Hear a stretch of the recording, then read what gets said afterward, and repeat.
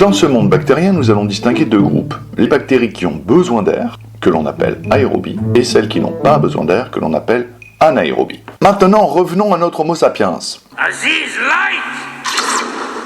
Celui-ci, plus malin que tout le monde, a décidé de labourer son champ. C'est-à-dire qu'il prend toute la faune qui n'a pas besoin d'air et il le met en surface.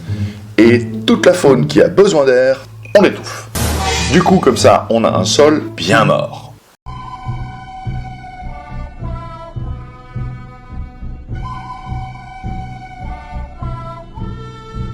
Mais c'est pas fini.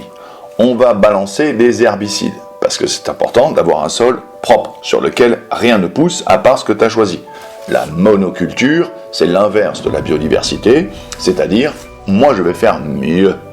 Donc comme il n'y a qu'une seule espèce de plante, évidemment, tous ces prédateurs, ils repèrent le champ, mais à des bornes à la ronde, et évidemment, il n'y a aucune source de logement pour les prédateurs des prédateurs.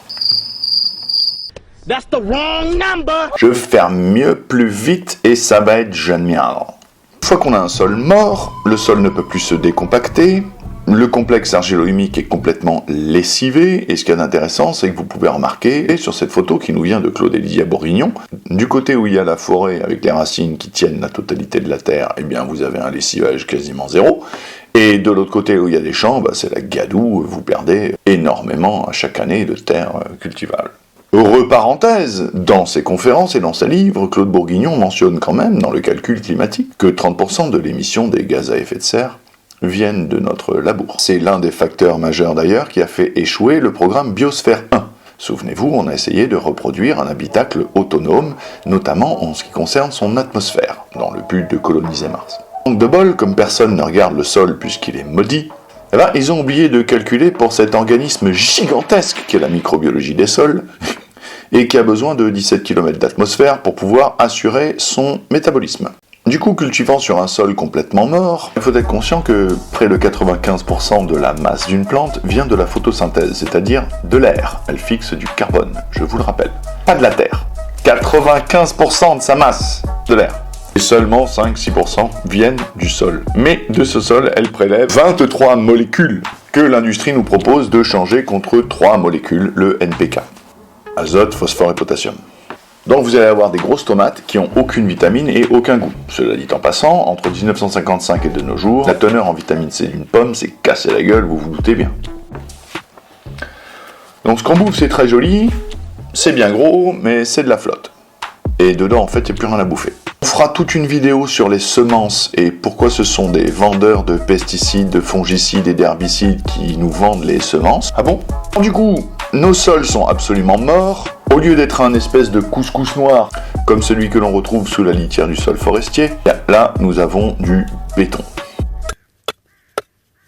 Au sens propre du terme, c'est du béton. Là-dedans, il n'y a rien qui va pousser, il va falloir travailler ce sol mécaniquement, ce qui empire à chaque fois. En ce qui concerne le NPK, si vous êtes un petit botaniste de jardin, vous donnez du 4-2-4 ou du 4-4-4, si vous avez des plantes gourmandes.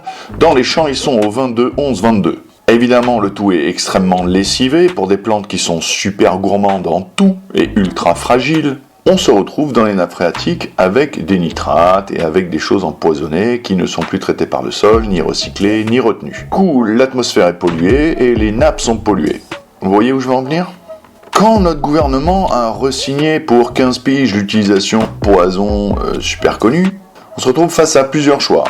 Ou je prends de l'eau qui se trouve dans une réserve au frais et dans le noir, sous terre, et je vais la mettre à la lumière et au chaud, même couverte par des bâches et des trucs et des machins, la prolifération, je vais la rendre inutilisable au bout de 2 mois. Soit je la laisse en bas et de toute façon elle est inutilisable et je peux pas le dire.